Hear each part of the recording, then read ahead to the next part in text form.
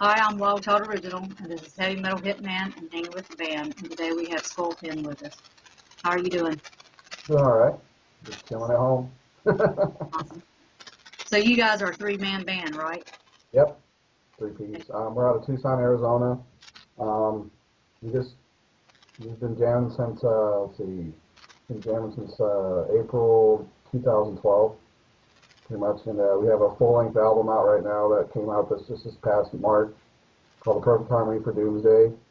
We're also right now we're getting ready to work on our second album called Bullet, and we're going to start recording that in like January or February. Hopefully that'll be out around the same time, like about close to the year anniversary of our first album. Awesome. So, where did you guys meet? Oh, well, I was in a band with the drummer called The Perfect Harmony for or not Doomsday, but The Perfect Harmony for Destruction. And my guitar player Memo was in a band called Doomsday Disciple. So we basically took the two names of the band we were formerly in and got the album title from. Oh, But anyway, me and the drummer were in the same band for a while, and it fell apart.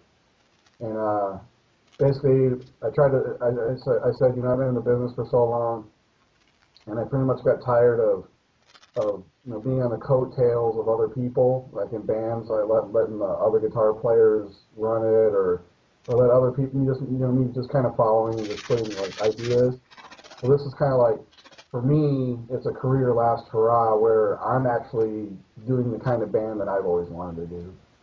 And then, so I asked Ray if he wanted to be on board with that, and he was cool with that.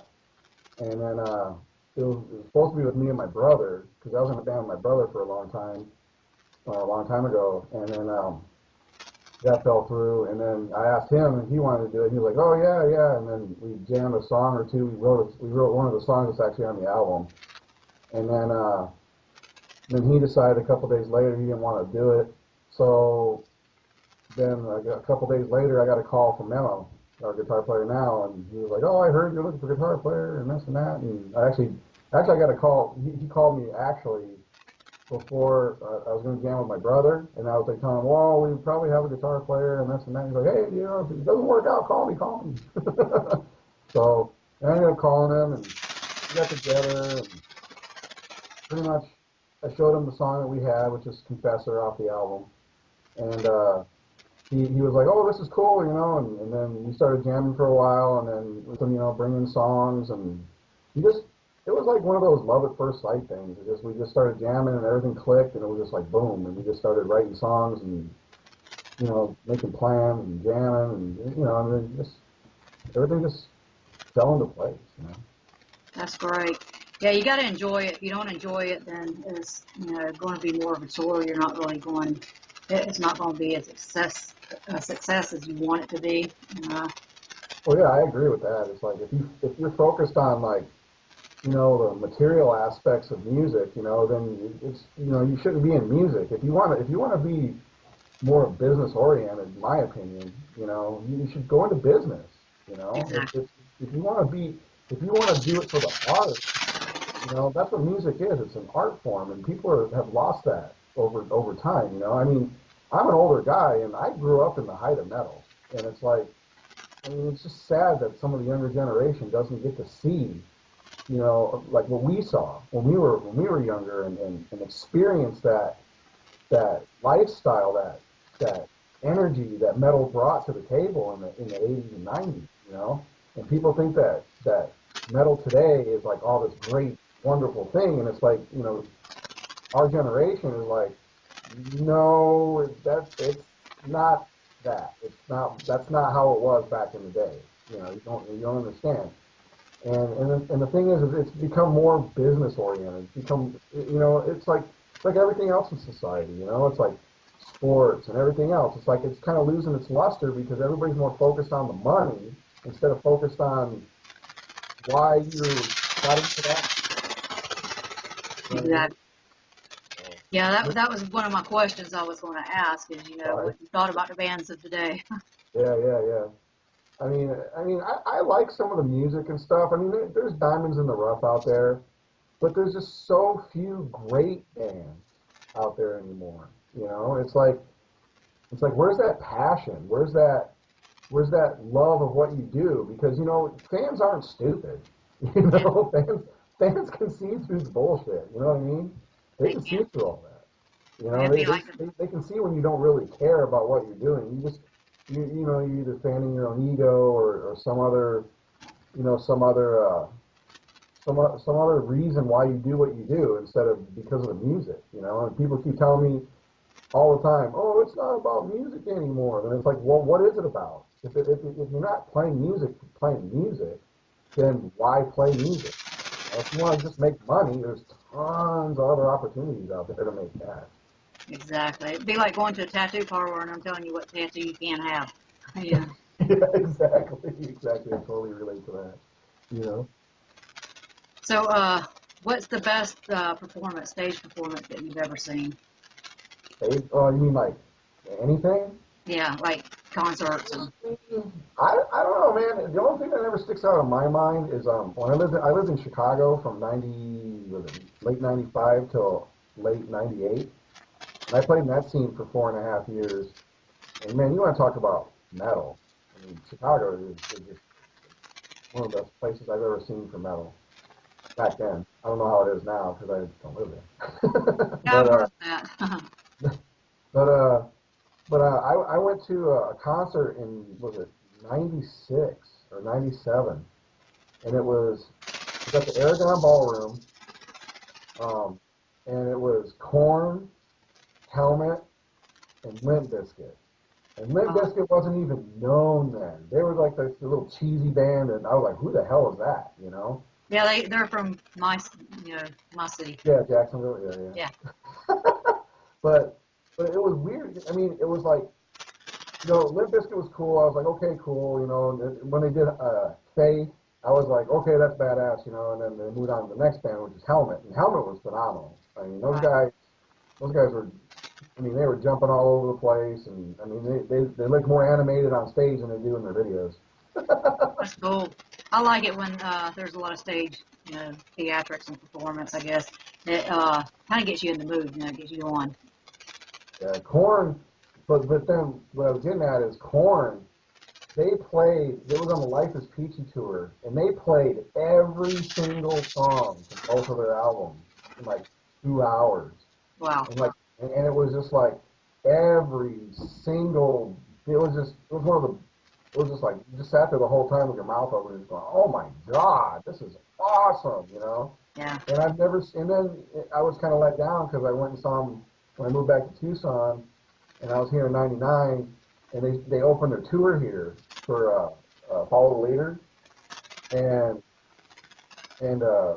Rob Zombie opened up for him, Wow.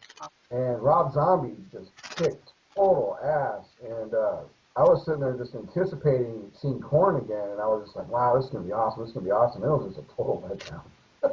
Wow. So Yeah, I haven't seen either one of those in concert yet, but I intend to. yeah, cool. I usually see a lot of local shows. I go to a lot of local band shows or small venue shows. I mean, some of the best shows I've ever seen from national acts have been in the small venues. So Yeah, I kind of like the small venues. It's more personal. You can actually meet the bands and stuff a lot of times. Going to the smaller venues, and it seems like they're, you know, I don't know. It seems like they want to play more, to those people because they know that those are the true fans. Other people, I mean, when you go to big venues and stuff, a lot of it's just people going out to party and have a good time. They're not really there to see a lot of the bands, and yeah, yeah, I've seen that a lot. yeah. So, what type of music do you call your band? Is it progressive metal or death metal or?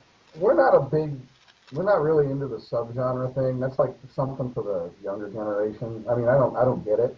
I mean, I've been trying to get it, but I Yeah. just don't get it because it doesn't make any sense to me personally. But we just say we're just heavy metal. We're just metal. We're just a metal band because just the way our music is. I don't know if you know, if you listen to our album, we have songs for every taste. I mean, I ask people all the time. I'm like, what song you like? And some people, there's some people that like the same song, but like we have something for everybody, and Right. that's what we want to do. We want to. We like I've said before. we consider ourselves a heavy metal Rush type band, where we play music that we want to write, we want to hear. You know, we don't hold ourselves to a standard. You know, we don't say, oh, you know, we can't write a song like that because the last song we wrote wasn't even close. We don't do that. Memo and I, we just sit at home and we write songs and then we bring them to practice. And me and him, it's funny, me and him take turns because I actually write stuff on bass. I actually write songs on bass, and he writes on guitar. And then we bring up each. It's like, okay, it's your turn to write a song, and then he brings a song to practice. And one of the biggest stipulations is we all in the band have to agree to keep the song. That's because, good. because in a band, I mean, most musicians can relate to, like, there's always that one song in the band that there's a one person that's like, okay, we're going to do this song, and you hear in the background, you know, the guy doesn't want to play it, you know, it's like, I hate this song, you know. Yeah. So out of respect and experience, you know, that was one of the things that I said when I put this band together, that we're all going to have a say. We all have a stake in this band. You know, no ideas will be ruled out instantly. We'll try it, and one of our biggest rules is when we write music is we got to try everything at least once. Because if you don't, you could be missing out on that riff that could have made or break your song. You know, Yeah. we're a It's, consummate team. We're a it's real, definitely a lot more freedom that way. yeah. And then most people, I don't, you know, some people like the tyranny band, you know, where it's like one guy rules them all, you know, and I'm not really into that. Yeah. I like to work as a team. I want to be a band of brothers. You know, me, Memo, and Ray, we have like a real tight relationship, man. We're like best friends. We're like almost brothers, you know. We hang out, you know, we're family guys, so it's kind of like, you know, we bring each other's families over, and you know, we have cookouts, and you know, we do band functions like that. You know, we just enjoy things. You know, we all just have that commonality of metal music is the shit. That's pretty much where we're all at. That's great. I know that there are a lot of bands that they get together on stage and then they don't even see each other when they get off stage. Yeah, yeah, It's crazy. It's almost like we said before, a tour. When it becomes a yeah, tour, it becomes kind of, you can't really make good music if you're having to fight with each other all the time. yeah. So I mean, in history, I've seen bands that thrive off of that. You know, they thrive off of that hate of each other. But the thing is it's like a shooting star. You know, it's like, yes, you come out with this really great stuff, but then your band has no longevity and then it just burns out. yeah, Yeah. yeah. I know Motley Crue has had their problems, ups and downs like that too.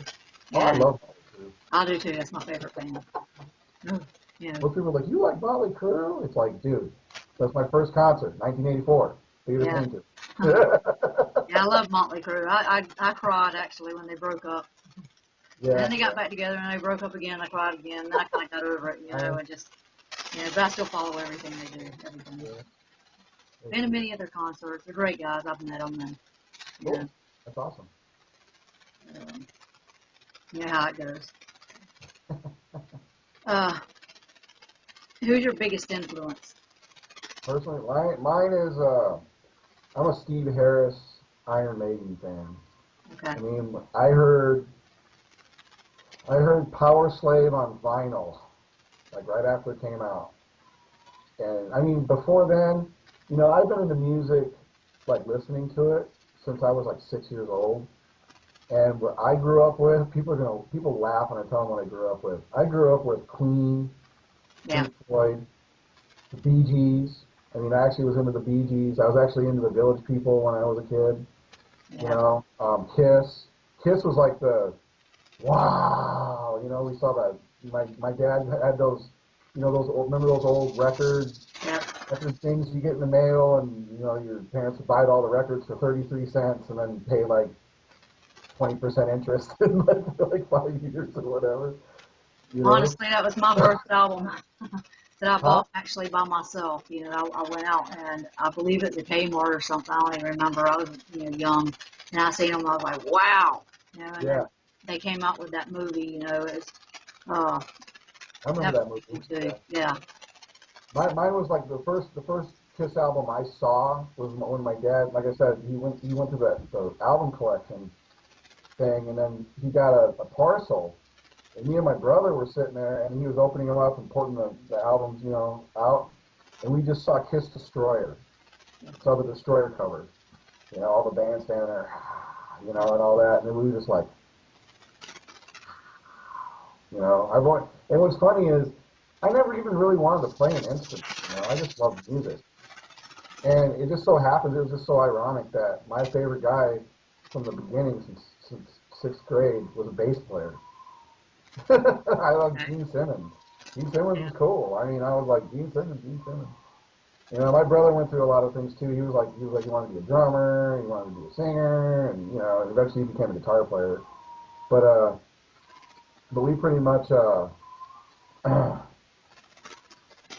pretty much, that's where I grew up with. And then when I got to be a teenager, the first thing that I ever saw that got me into music, like more, like metal, was Motley Crue Shout at the Devil on MTV.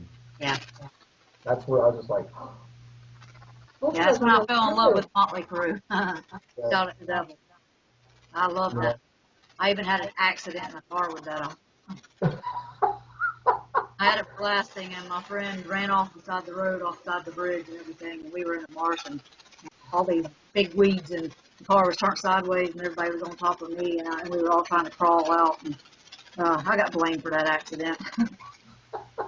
but you know what I mean. Though it's like I was like 13 years old, and till then I liked all different kinds of music. I was into like Gap Band, all this other weird. It sounded good to me. It was cool.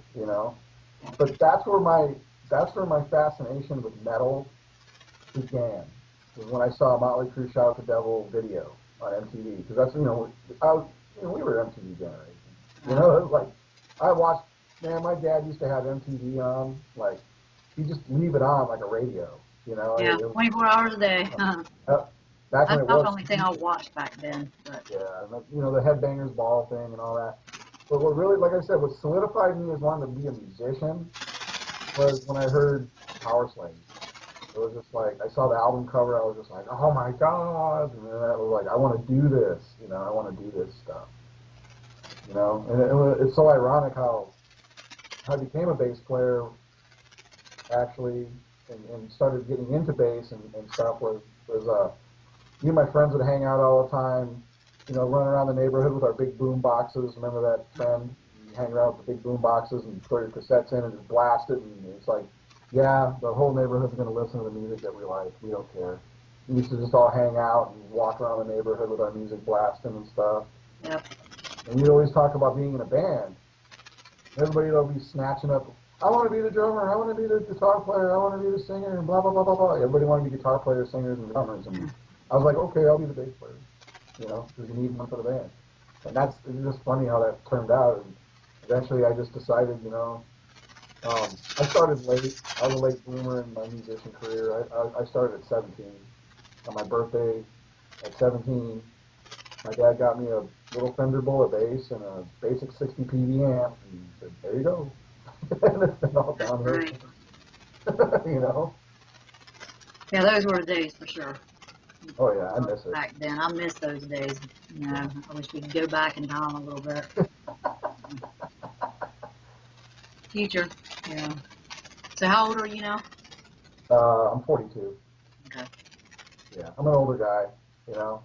But it just seems like now, there's a lot of people say there's a lot of stigmas in music still, and I don't think age has anything to do with it, because there's guys out there that are in metal bands that are like 40, 50 years old, and they're making it out of the bottom. It's Right. not like, well, yeah, they're already established. No, they're not established. Some of these guys are older, and they're getting deals because labels nowadays just seem like they're just trying to find that next big thing, and it's just really hard to do that when there's just so much out there that's, I call it like settle for less metal. Yeah. You know, it's like, well, these guys sound good. well, I guess, I'll have to like these guys because there's nothing better there. Yeah. That's just the way it just seems to me. And, I get a lot of flack and they're like, oh, you're such a downer about music. It's like, but you don't understand. I grew up in an era where bands today wouldn't even pass muster at Yeah. all. They wouldn't even get on a label, back in the day because there's so many great bands. It's like even bands today that people think are great and classic, they were on the lower end of the totem pole back when they came out because there were so many bands above them that were so much better. Right. Well, it's not that it's a bad thing, but a lot of it's just so computerized anymore, Yeah. and I remember when the bands were actual, they actually did and created and performed it themselves. They didn't rely on the computer to do it for them. But, I mean, I like some of that music today, just like you said and everything, but I prefer the bands that, were doing it all on their own. They were actually, you know, talented, enough to do it on their own without having to use the computer. Yeah, the only thing I use computer for is marketing and Facebook and social Right. media because you got to take advantage of that stuff. I get hammered for that too. How come you're posting all the time about your band? It's like, why not? You Well, you know, got to get it out there at the same time. exactly. Same thing as going out and putting a flyer on somebody's car. You're working it. Yeah. But, I mean, I don't mind it. There's nothing wrong with using the computer to add a little bit to your music. But um, if it came down to, losing the computers and not having the, computer to do it for you and everything, how many of them out there would actually make it? Oh, I totally agree with that. Our band, we refuse to use technology to enhance the talent. We Right. refuse to do it. We use technology like to fix riffs that are messed up, so we don't have to constantly keep doing it over and over and over again because it is right, except for like maybe one or two parts. Right. We'll do that, but I won't put Melodyne on my vocals. I won't use effects on my like. I won't use anything that takes away from the natural talent of our band. You know, Right. I don't like making things sound too polished. I don't like making things sound. I like that. I mean, that's metal. That's the Yeah. rawness. You got to keep that rawness, even though it's digital. You got to still try to convey a little bit of that raw, heavy tone. Otherwise, Yeah. it's just going to sound like everybody else. Yeah, you're right. The rawness is what makes the metal. I mean, that is metal. Oh yeah, Being yourself and being different, and it just coming out naturally. It doesn't matter, whether it's like you said, polished. I mean, polished is kind of like, just I don't know. I don't know how you would say it. I understand what you're saying. It's kind of like the difference between like digital and analog. You Yeah.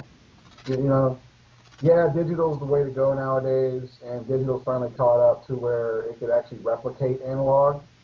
But there's nothing like having a reel-to-reel recording of one of your favorite bands and listening to the reel-to-reel over Yeah. listening to like a CD or a digital of that band because with analog records emotions way better than digital does.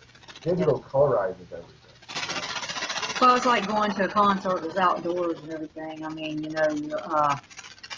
it's like lip syncing. I mean, if you Yeah, have the computer do it for you, then it's not really your talent.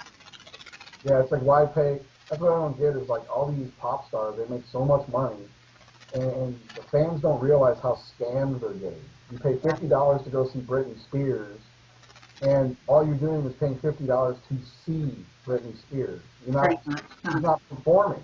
She's doing it all with backing tracks and lip syncing, Yeah. and then you're paying $50 just to see her on stage, just to look at her. Pretty much, you're not there to hear her. You might just go home and listen to the damn album, watch a video or something.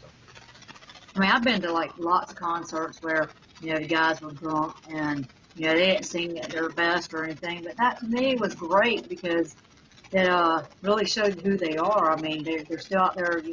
It still sounds like them, but they might not be on key or whatever. But It makes it for a unique made metal. experience. Yeah, yeah, yeah. It makes for a unique experience. Yeah. Yes, it does. Sorry, I didn't mean that. I hear people complain about it all the time. Brian complain, oh, well, they could have did it better. They shouldn't have been this. Well, metal has always been, a big party, and a lot of it. Not that they don't work hard, because they do. Oh yeah. It's really hard to get where they're at and to perform for you. But sometimes they need to release too, and to me, that's what metal is being able to get on that stage and just release everything you got, good or bad. Leave it all on stage Yep. and walk away making everybody happy. Exactly. I remember the old Metallica stuff. I mean, you would like watch like Cliff 'Em All and all that kind of stuff. I mean, people love Metallica, but man, if you watch those videos now, you're sitting there going, man, they're out of tune, and they forgot their lines, and they were out of key, and it's like, who cares? It's like, it's like, you know what? Maybe it wasn't the best that they could have done, but that performance won't be performed in the next town. That's what makes people love metal. It's like they did the performance that I saw was for me. Yeah. It's not the same. You can't just say, well, I missed it today, and I'll just go down the road to the next town where they're playing, and I didn't miss anything. I'll just go down there and see the same performance. Exactly. Every time I've been to see Vince Neil by himself, or to see Motley Crue, or Skid Row, or any of them, I mean, it's like been just, I went like back to back, from like Orlando one day to Jacksonville the next day, Tampa another day, and it's always been, a very unique concert, unique experience, even though it's, same show, it wasn't the same performance. Yeah, exactly. I love that, that's why I went so many times, That's another thing that's unique about our band too, is that if you follow us, and follow my personal page, I talk to a lot of people all over the world.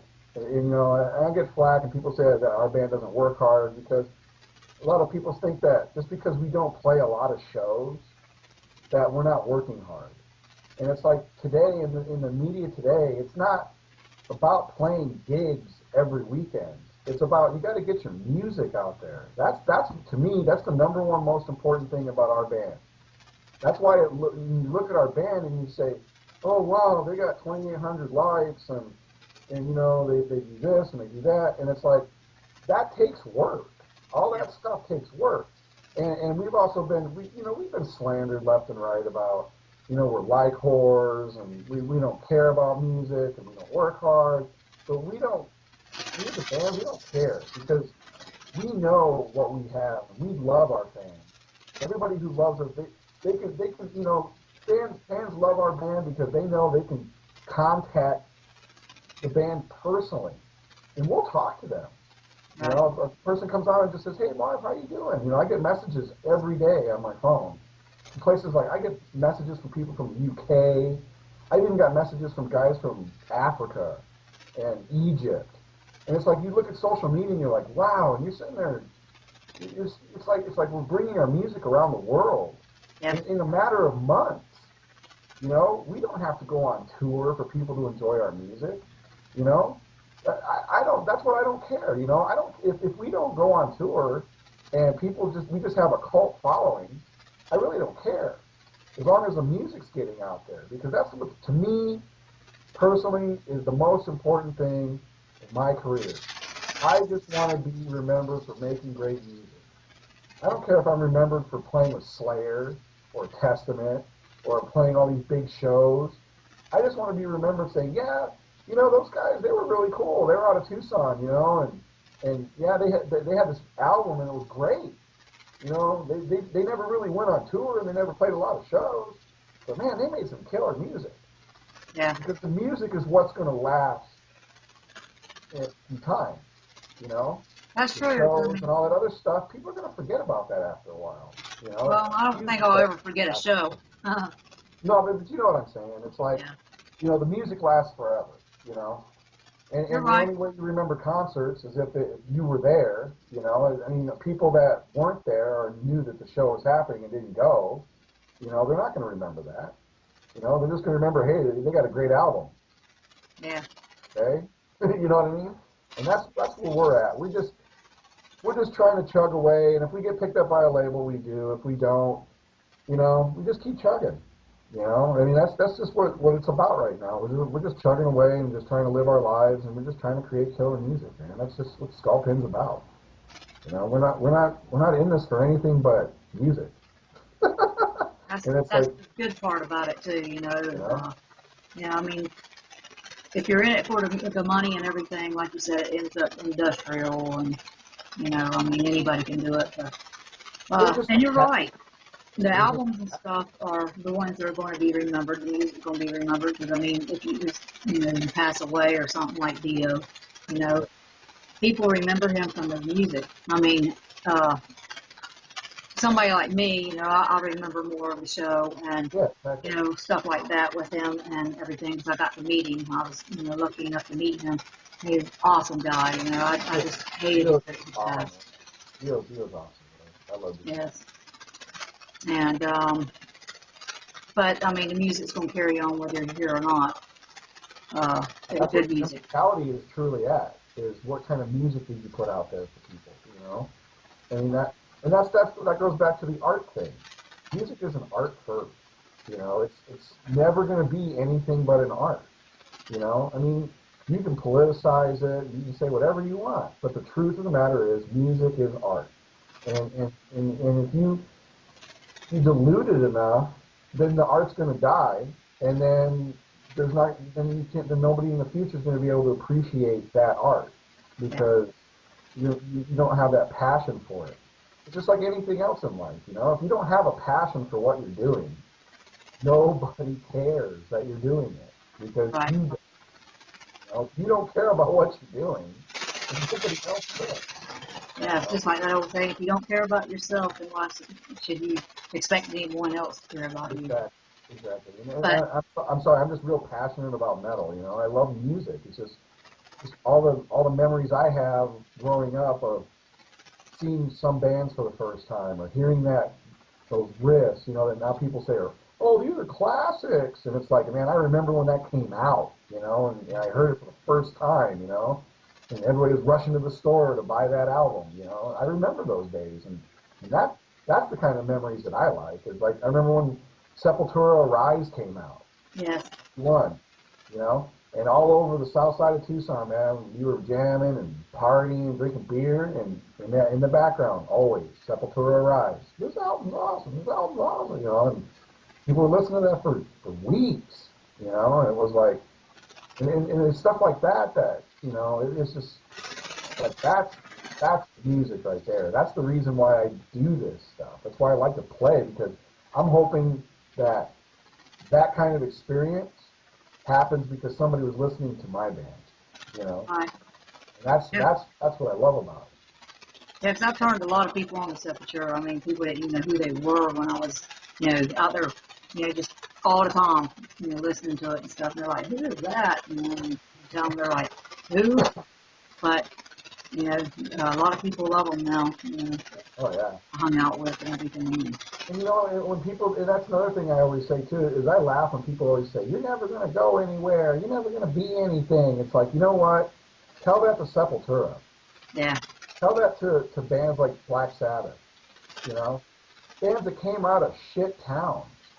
You know, I mean, look at Max Cavalera now, man. He came from Brazil, like the bad side of Brazil, in a band that, like, there was a couple of their albums, like Morbid Visions and stuff, that were horrible. You listen to them, and they didn't even know how to play their instruments, and they were recording their stuff. You know, and then you see their progression because they love music so much. You know, then you start seeing like schizophrenia, and it was like, oh, that's cool. And then, and then as it progressed, and then it got to a rise, and it was just like, whoa, these guys right. just got really good really fast. You know, and then like Black Sabbath, they came out of Birmingham, crappy little town, and everybody kept telling them the same thing. It's like, when are people going to realize? Quit stomping on people's dreams, man, because you ain't going to stop anything. If people want to do it, they're going to do it.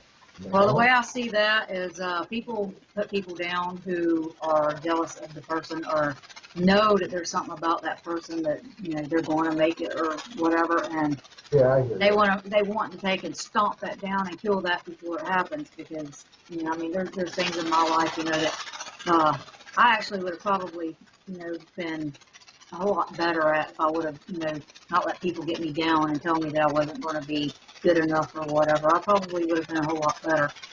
But then there's things that, when I finally realized that and they started telling me that, and I just laugh at them and say, yeah, well, you know, I'll see you another day and you'll That's eat what this I tell them. first. I'm like, we'll see. It hasn't happened. Things haven't. Things are progressing, and as long as things are progressing, then there's nothing. It's like what you say doesn't matter. As long as things are progressing, and they're not at a standstill, then you are working your way towards something better. And I personally, I have those issues sometimes too. I mean, we all us metalheads have those issues. That's why we're metal. Because Yeah, people just don't like who we are. It's like that metal personality. And what's funny is we metalheads know who the real metalheads are. We yeah, just know. I mean, it's like people think that it's a trend or it's like a style or just the type of music. And people that aren't metal don't know. I mean, when you are, you are because it's just a certain attitude. It's like you don't give a crap what anybody says. yeah, You dress how you want to dress. You do what you want to do. You listen to the music you want to listen to, and you don't care what anybody says around you, and it pisses them off yeah, because people want, it doesn't matter who they are. People always want to have control of what's around them, yeah. and then with that metal attitude, you take that control away from them because you're not going to let them control you. And that's what really pisses people off, is that lack of control over an individual. That's Right. that's true metal attitude right there. Is when you really won't let anybody control what you do. That's Well, I like, agree totally. I did all the makeup and stuff, and that's how I'm usually dressed, and all metaled out, and that yeah. was me. I was different, people would laugh at me, and I'd just say, well, laugh at me, whatever, I'm still gonna be me, I mean, I'd go out in public like that, and people were like staring at me, going, oh my god. And then I went to a Vince Neil concert one time, and I had these Japanese people running up to me, and taking my picture and stuff. And I'm standing in line, and I'm going, what's going on here, But uh, They thought I, you were a rock I star. don't care. It was funny to me because everybody in line is dressed like they're just normal, hardly any makeup on. They didn't dress, it's just t-shirt and jeans if you were lucky, and Yeah. just like they come, you know, from some sport or something, right to the concert. That's not me. I like to dress for a concert. I like to be, noticed and myself, and I don't care. I mean, it just to me, it's like, yeah, well, whatever. Hang me however you want. I hear you, man. I mean, like, people look at me and I said, man, my hair used to be down to my ass. And I used to, I had the 80s feather, I feathered, had Yeah, that part down the middle, and I had my jean jacket with my big Megadeth, so far so good, so what, yeah. patch on the back, and all this. And people are like, no, you were never like that. I go, yeah, yeah, I got pictures. You want I to see it? love that though. To me, that's just awesome. I love it when you know people dare to be different. I've always been that way. Just 'cause it's like the women and stuff, all my friends and everything, they were always into the preppy stuff and always, oh, I gotta be so perfect and so beautiful. And me, I just wanted to be as heavy metal as I could be. And they're like, you know, why do you have to dress like that? I'm like, because I don't want to look like you. Yeah, you don't want to be a statistic. You want to be an individual, and Exactly. that's another thing of metal too. Is like if you want to be a follower and a trendsetter, that's not metal. You want to be yourself. You want to be your own person. You know, and I mean I think in our band that comes across because I'm in a band with three metalheads, man, and we all have the same attitudes. We all have the same love and it's conveyed in our music. I've had people tell me all the time, man, I love what you do. You can feel the emotions coming out of the music, and I've had guys tell me, like other guys tell me that have done interviews with me, they're like, man, when you do your vocals and stuff, I can hear the emotions and all this stuff, and I'm like, to me, I'm just kind of like, okay, but I mean, it's just I've learned that over the years that you got every time you play, you got to project a little bit. You got to tear a little piece of your soul every time you play, and you got to put it into your performance every time. And you know, people are like, "How come you're so tired when you come off the stage?" It's because it's that projection. You know, it's that you're giving a little bit of yourself to your audience every time, and when you do that, that's the best feeling in the world. That it's not that tired exhaustion where you just want to go, oh, I just want to go lay down in bed. It's that tired exhaustion where you're just like, yeah, let's do this again. You Yeah. know, it's like give me a monster drink and we'll go back and do it again. You know, Coffee for me. yeah. It's varied for me, but you know, but Well, I definitely wouldn't say I wasn't a trendsetter because I was. There's people copying me all over the place. I mean, I see myself everywhere anymore.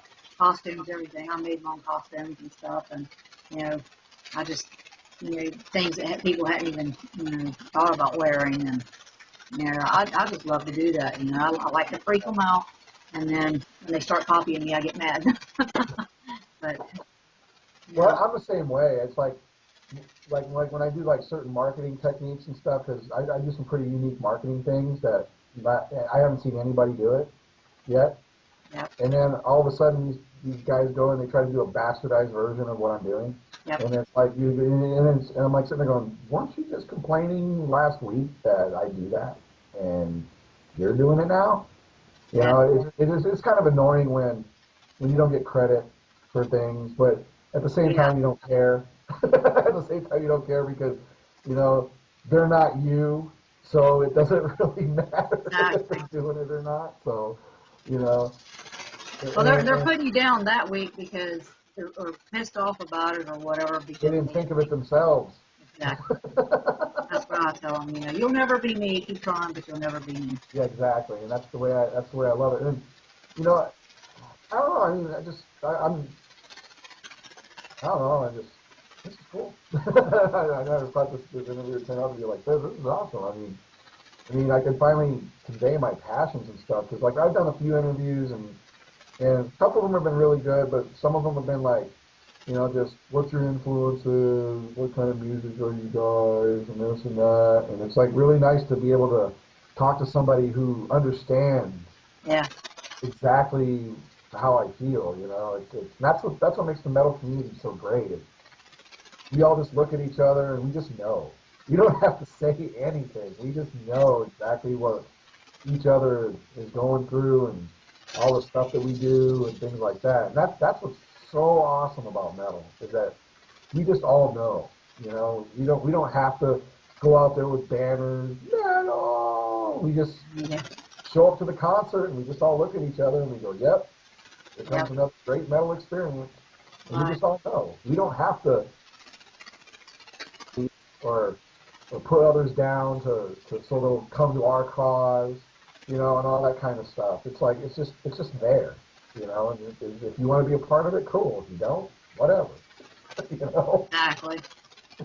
I mean, that's like I've been to when I first started my interviews and everything. You know, I kind of tried to ask those kind of questions and stuff because people want to know those kind of questions, and I was kind of trying to do it the way a professional would do it, and I was like, screw this. I'd rather do it my way and just talk to them as a person. You know, it's more personal. It's Yeah.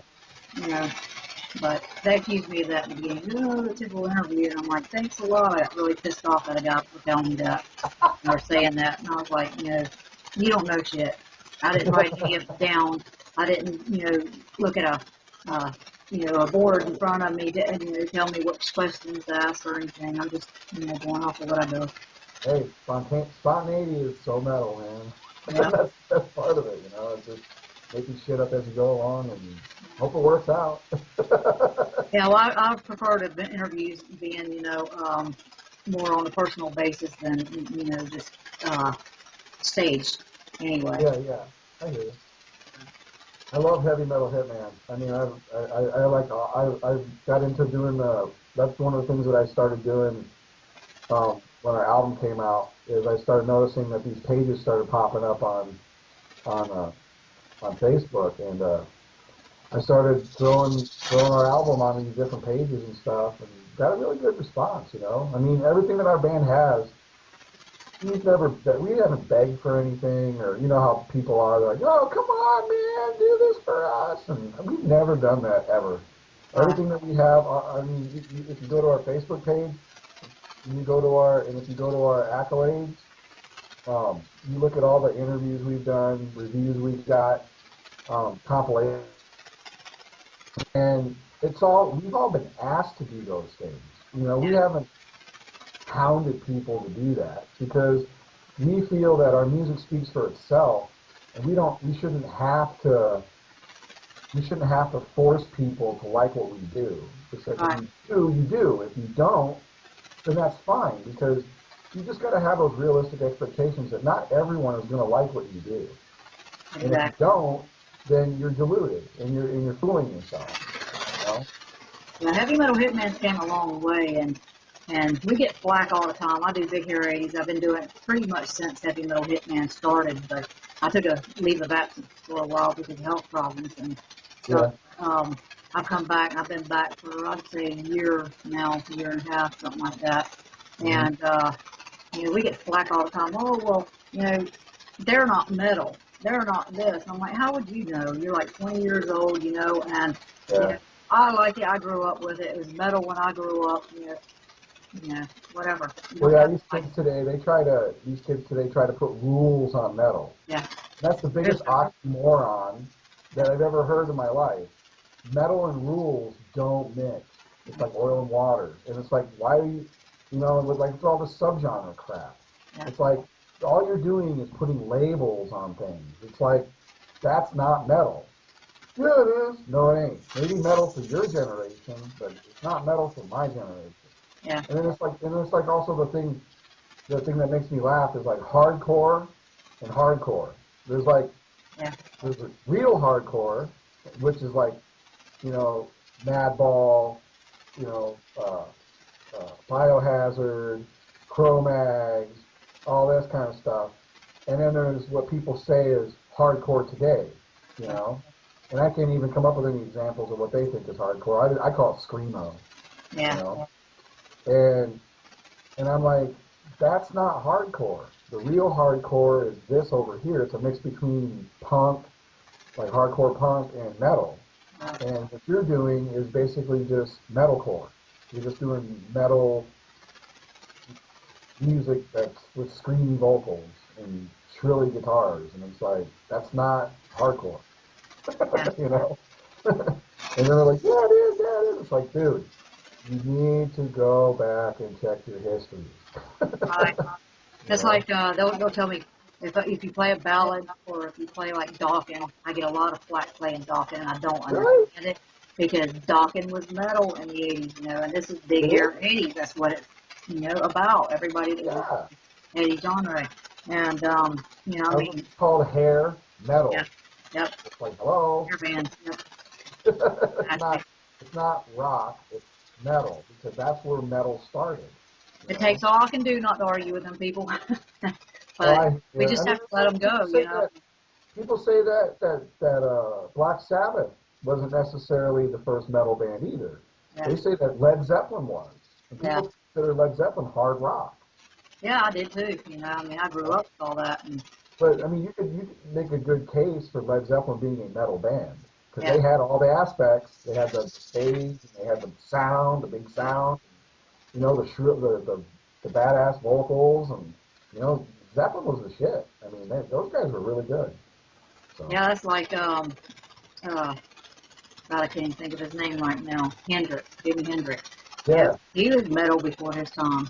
oh yeah, definitely. I mean, the Marshall crank to 11 and Fender guitars and just killer solos and cool songs. I mean, but metal came out of the blues, and I'm a big blues music fan too. It's Exactly. like, and people just don't. Ah, I gotta I gotta go get my daughter from school. Okay, well, it was awesome meeting you, and maybe we can do an interview again sometime when all the band's together, and Yeah, maybe yeah, that's great. one live for us on here. And Yeah. Let me know, give me a date and a time, and then I'll talk to the band and we'll set it up. Okay. 'Cause, And they'll all want to come over. It's just that this was kind of like spontaneous, and it was yes. like this Thursday, and I was like, okay. Yeah. Well, we didn't have to exactly this Thursday. You know, we could have made No, it. I know, but I thought everything was set up fine, and Yeah. I mean, this was an awesome interview. I enjoyed it. You know, it's awesome meeting you, and you know, hope and wish you guys the best. You know, I'll play your videos as much as I can. I'll send you a copy when this is done. okay, I appreciate that.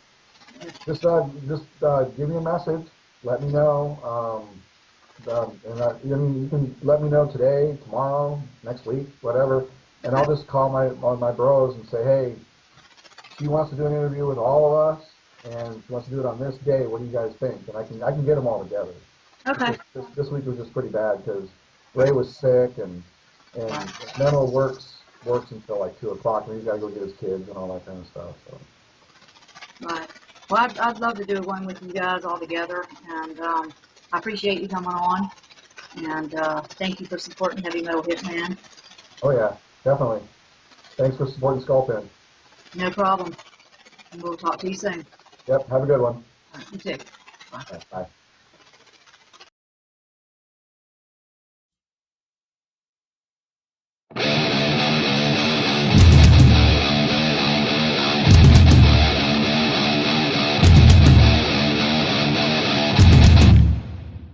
What pain in my ass? You're lower, the lower class. In my face, you will say, you suck, sad, go away.